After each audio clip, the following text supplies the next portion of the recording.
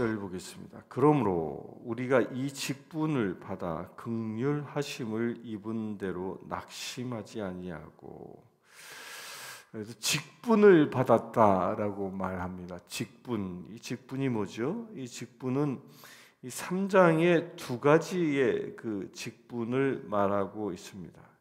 6절에 보면 새 언약의 일꾼이라는 직분이 있고요. 또 8절에 보면 3장 8절에 보면 영의 직분이라는 그 직분이 있습니다. 이 직분이 뭐냐? 새 언약의 일꾼된 직분이고 또한 영적인 직분을 받은 자라는 겁니다.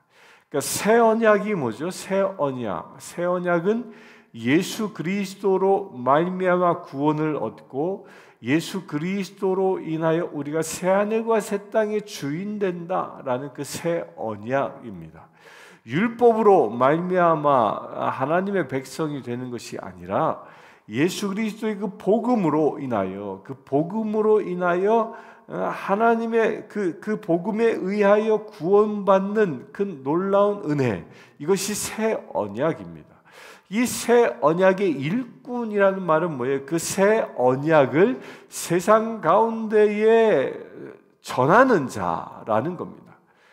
새 언약의 일꾼은 새 복음, 곧 예수 그리스도의 복음을 세상에 선포하는 자를 새 언약의 일꾼이다라고 말합니다. 그러니까 우리는 그 새 언약의 일꾼인 것이죠. 그리고 영의 직분이라고 얘기합니다. 그 영의 직분은 뭐예요? 영의 직분은 성령에 의하여 충만한 자, 그래야 성령에 의하여 주님의 사역을 감당하는 사람을 영의 직분자라고 말합니다. 이 영의 직분은 우리 그리스도인의 정체성 중에 하나이죠. 이게 두 가지입니다.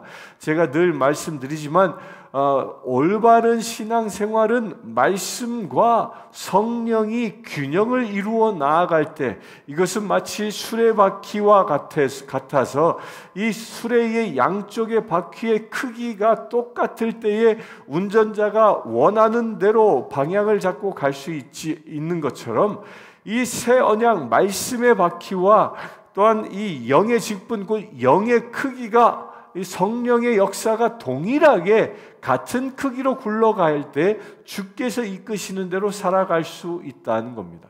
이 어느 한쪽 바퀴가 크거나 작으면 작은 쪽을 기준으로 뱅글뱅글 돌 수밖에 없는 것입니다. 그래서 균형을 맞춘다는 게 중요합니다.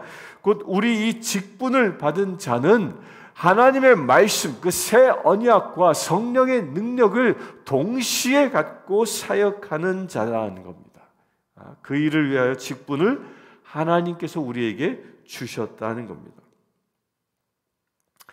그렇게 직분을 받은 사람에게는 긍휼하심을 입은 대로 낙심하지 않고, 그러니까 직분을 받은 자는 하나님의 긍휼함 가운데 있다. 그러니까 하나님께서 늘 보살피시고 인도하시는 그 축복 가운데 있다라는 말이죠.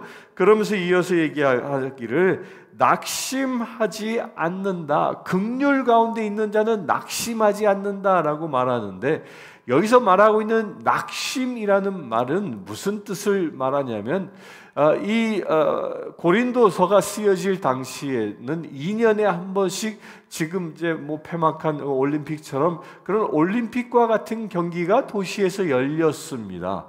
이 도시에 그 올림픽이 열릴 때 이 올림픽 경기 중에 이 권투가 있었습니다. 권투가. 근데 이 권투의 이 권투 가운데에 이 모션이 뭐냐면 이게 그 가드를 이렇게 올리는 거죠. 가드를 이렇게 올리면서 이게 기본 자세입니다. 근데 복싱 선수가 이 가드를 올리는 거는 자신의 이 얼굴 앞면을 보호함과 동시에 가장 중요한 것은 이 턱을 보호하는 겁니다. 이 턱을.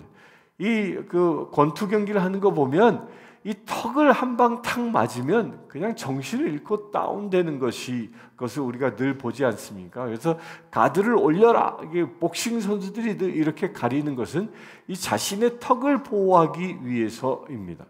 이제 여기서 낙심한다라는 말은 무슨 뜻이냐면, 이때 당시에 권투 선수들이 이 가드를 내렸다라는 말과 동일한 의미라는 겁니다. 그 낙심했다라는 말은 자신의 그 약점을 다 드러내고 포기해버렸다. 그래, 나 이제 포기했어. 한 대 때려. 이렇게 사단에게 자기를 다 내주는 것입니다.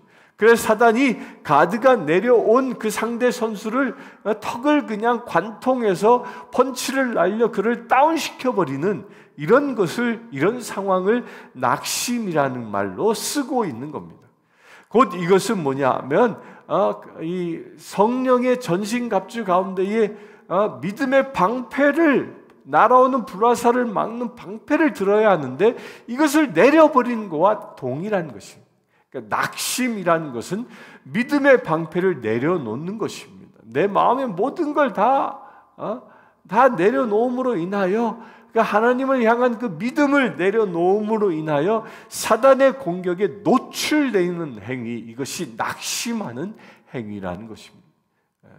곧 우리 하나님의 일꾼들은 그렇게 사단의 공격으로부터 이 무방비하게 내려놓지 않는다는 거예요. 믿음의 방패로 나의 약점을 철저히 가리는, 그래 사단이 공격해 와도 불화살을 꺼뜨려 버릴 수 있는 믿음의 방패로 방어할 수 있는 이런 자세를 갖는 자가 누구라고요?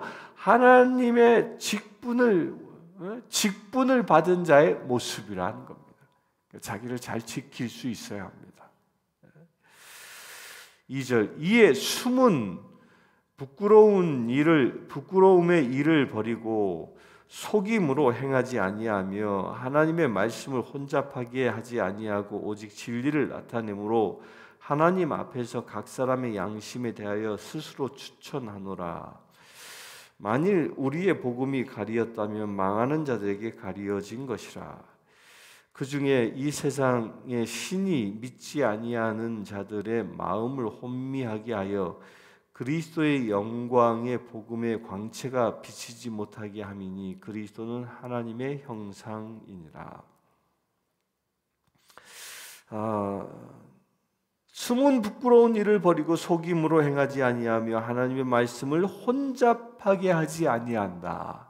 어떤 사람들이 하나님의 직분을 받은 사람들은 이 하나님의 말씀을 혼잡하게 하지 않는다, 속이지도 아니한다라는 말입니다. 왜 이 말을 사도 바울이 고린도서에서 쓰고 있냐면 그때 당시에 독버섯처럼 번지고 있었던 영지주의 그 이단에 대한 경고를 하고 있는 겁니다. 그 이단이 교회에 들어와서 교회의 복음을 혼잡하게 만들었습니다. 하나님의 말씀을 혼잡하게 만들어 진리의 이 선명함을 잃어버리게 만들었던 것이죠. 그래서 이 영지주의의 위험성이 뭐였습니까? 믿음 따로, 삶 따로. 내가 한번 구원받았으면 내 삶이 어떻게 살아가든 그 구원은 보장된 것이야 라고 가르쳤던 것.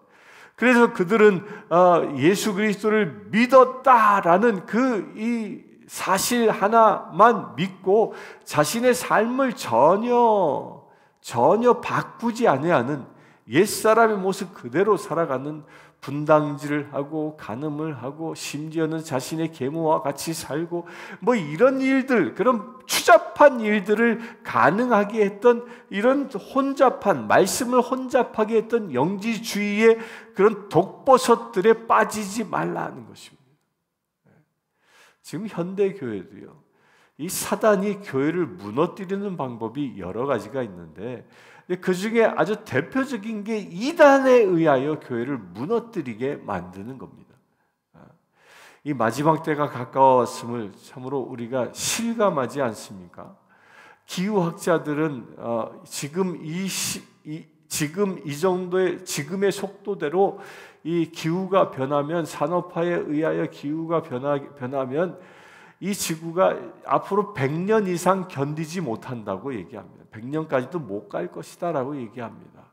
그것도 아주 길게 봤을 때 환경운동을 잘하고 모든 사람들이 다 전기차를 타고 다니고 화석 연료를 사용하지 않고 뭐 그럴 때 길게 봤을 때 100년이라는 거예요. 인구의 숫자가 점점 늘어나지 않습니까? 지금 이제 벌써 인구가 77억을 돌파했습니다. 이제 곧 몇 년 후면 이제 80억을 돌파할 것이고, 또 그 수는 인구의 늘어나는 수는 점점 더 짧은 시간 동안 더 많이 늘어나게 될 것입니다. 그렇게 인구가 폭발하면서 이 지구의 종말의 때가 가까이 오고 있다는 겁니다.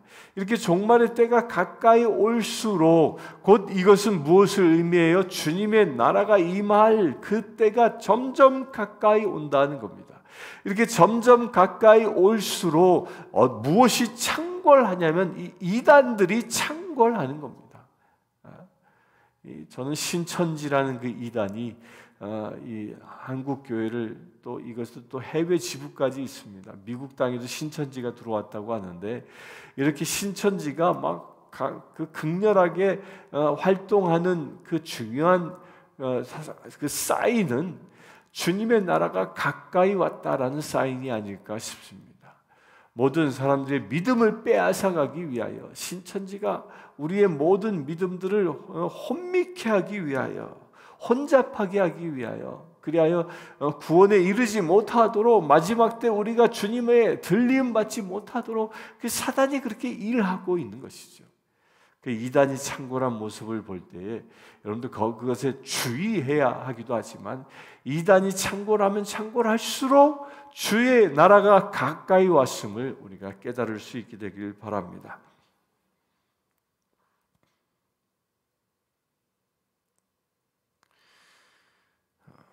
올바른 직분을 받은 자는 하나님의 말씀을 혼잡하게 하지 않습니다. 오직 진리를 나타내므로 하나님 앞에서 각 사람의 양심에 대해 스스로 추천하노라. 만일 우리의 복음이 가리었으면 망하는 자에게 가리어진 것이라. 이 세상의 신이 믿지 않은 자들의 마음을 혼미케 하여 그리스도의 영광의 복음을 광채가 비치지 못하게 함이니 그리스도는 하나님의 형상이라. 그러니까 이런 이단들, 또 이 교회를 혼란케 하는 이 사단들은 무엇을 하지 못하게 한다? 그리스도의 광채가 세상 사람들에게 전해지지 못하게 한다는 겁니다. 이 말은 무슨 얘기입니까? 저와 여러분들과 같은 그리스도의 직분을, 교회의 직분을 받은 사람들로 하여금 하나님의 그 그리스도의 광채를 사라지게 만드는 겁니다. 빛을 사라지게 만들어 세상 사람들이 우리를 볼 때에 우리를 알아보지 못하도록, 무엇으로? 그리스도인으로 알아보지 못하도록 하는 것입니다. 그래서 교회 안에 분열이 일어나고 분당질이 일어나고 이단에 감염되어져 있는 그런 교회들은요, 예수님이 나타나지 않습니다. 그런 사람들이 세상에 나아가면 너나 잘 믿어 라는 소리를 듣게 하지, 저 사람을 보니까 예수님이 보여, 이런 소리가 나오지 않는다는 거예요. 왜? 그리스도의 광채를 잃어버렸기 때문입니다. 그러나 우리가 오직 진리를 나타내고 오늘 말씀 그리스도의 그 직분자답게 새 언약 말씀으로 무장하고 또한 영의 직분 성령으로 충만해져 있으면 우리를 바라보는 사람들은 우리를 통하여 그리스도의 광채가 보여진다는 겁니다. 여러분들 그와 같은 믿음으로 오늘 또 살아갈 수 있게 되길 바랍니다. 5절 봅니다. 우리를 전파하는 것이 아니라 오직 그리스도 예수의 주 되신 것과 또 예수를 위하여 우리가 너희의 종된 것을 전파함이라. 그러니까 그렇게 그리스도의 광채를 내는 그 이유가 무엇입니까? 그리스도를 전파하고 있는 것. 또한 그리스도를 전파하는, 그리스도가 주님이십니다, 만왕의 왕이십니다 라는 것을 선포함과 동시에 그렇게 선포하는 우리들은, 그리스도의 직분을 가진 우리들은 세상에서 어떻게 살아갑니까? 우리가 우리의 동료들을, 곧 우리의 믿음의 동지들을, 또한 불신자들을, 그들을 섬기는 자로 살아간다는 겁니다. 이 말은 바꿔 얘기하면 이런 것입니다. 그리스도의 광채는 어디에서 나타나는 것이냐면 우리가 서로가 서로의 종으로 섬길 때에 그리스도의 광채가 나타난다는 겁니다. 이게 예수님의 역사이죠. 예수님은 어떤 하늘의 큰 권능으로 내리 눌러서 권세를 사용하여 힘을, 완력을 사용하여 당신의 영광을 드러낸 것이 아니라 죄인의 발을 씻겨줌으로 인하여 당신의 영광을 드러낸 것처럼 우리가 서로가 서로의 종이 되어져 서로가 서로를 섬길 때에 주의 영광이 우리에게 나타나는 것입니다. 우리는 서로의 종임을 분명히 이야기합니다. 6절을 봅니다. 어두운 데 빛이 빛이라 말씀하셨던 그 하나님께서 예수 그리스도의 얼굴에 있는 하나님의 영광을 아는 빛을 우리 마음에 비추셨느니라. 어두운 데 빛을 비치라. 천지 창조 때 이야기를 말하고 있죠. 창세기에 나와 있는 그 빛, 어둠 가운데 빛이 비추어지는 환하게 밝히셨던 그 빛이 지금 누구에게 임하여 있느냐 하면 우리에게 임하여 있다는 거예요. 우리 안에 어두운 그늘들이 있습니까? 어려움들이 있습니까? 사단에 의하여 이 포로된 부분들이 있습니까? 그곳에 그리스도의 빛이 비추어집니다. 이 빛이 비추어지는데 놀라운 것은요, 빛의 그 속성은 무엇입니까?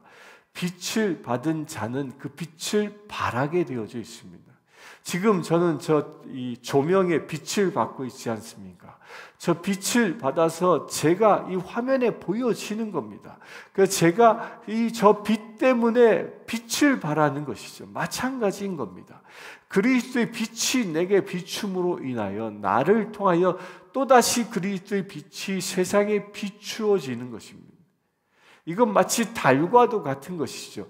달은 빛을 낼 수 있는 존재가 아닙니다. 스스로 빛을 내지 못합니다. 그러나 태양의 빛을 받아서 그 밤하늘에 이 땅을 그 태양의 빛을 반사하여 이 밤하늘의 어둠을 밝히고 있지 않습니까? 이와 똑같은 원리인 것입니다.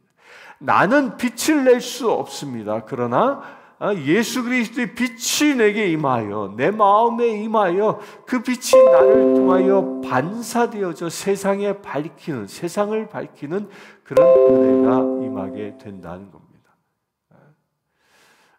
그러기 위해서 빛을 더 잘 발하기 위해서 내가 깨끗해져 있어야 하는 것이죠. 거울이 깨끗이 닦여져 있으면 그 깨끗이 닦여져 있는 거울에 태양의 빛이 비추어지면 100%의 빛이 비쳐나가게 되는 거죠. 그러나 이것이 희미해져 버리면 그 희미한 만큼 빛이 감소되어지는 것을 봅니다. 우리의 마음도 마찬가지인 겁니다. 우리의 마음도 그리스도의 빛을 온전히 발할 수 있도록 온전히 정결해지고 거룩해져 있다면 그리스도의 빛이 백이 내게 비추어졌을 때 세상에 온전히 그 백이 반사되어지는 역사가 일어난다는 겁니다. 오늘 하루 이 말씀을 붙잡고 살아가시길 바랍니다. 그리스도의 직분을 받은 자답게 말씀으로 성령으로 무장하여 그리스도의 빛을 온전히 세상에 발할 수 있는 저와 여러분들이 될 수 있기를 소망하며 이 시간 함께 기도하겠습니다. 기도합시다.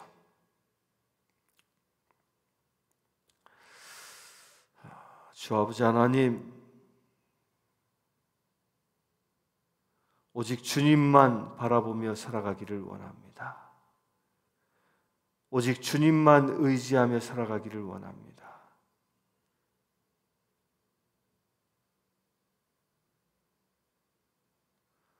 주님께서 우리 가운데 함께 하셔서 오직 주의 영광 가득한 믿음의 지체들 되게 하여 주시옵소서. 그래야 우리가 나의 맡은 바 직분을 잘 감당할 수 있는 거룩한 지체들 되게 하시고 이 땅 가운데에 그리스도의 빛을 발하는 믿음의 지체들 되게 하여 주시옵소서. 오늘 하루의 삶을 통하여 어둠을 밝히며 하나님의 나라의 복음을 온전히 드러낼 수 있는 거룩한 지체들 되게 하여 주시옵소서. 우리 주 예수 그리스도의 이름으로 기도드리옵나이다. 아멘. 지금 우리 주 예수 그리스도의 은혜와 하나님의 크신 사랑과 성령님의 감화 감동 교통 치유하심이 이 시간 예배하는 주의 사랑하는 모든 지체들 위해 지금부터 영원토록 함께 하실지어다. 아멘. 아프리카 케냐의 마소교교의 고아원생 스테이시는 여자아이입니다. 스테이시는 초등학교 진행을 희망합니다. 장래 간호사가 되는 것이 꿈입니다. 이 아이는 매달 학비와 점심 식사 비용으로 30불이 필요합니다. 이 아이의 후원자를 찾고 있습니다.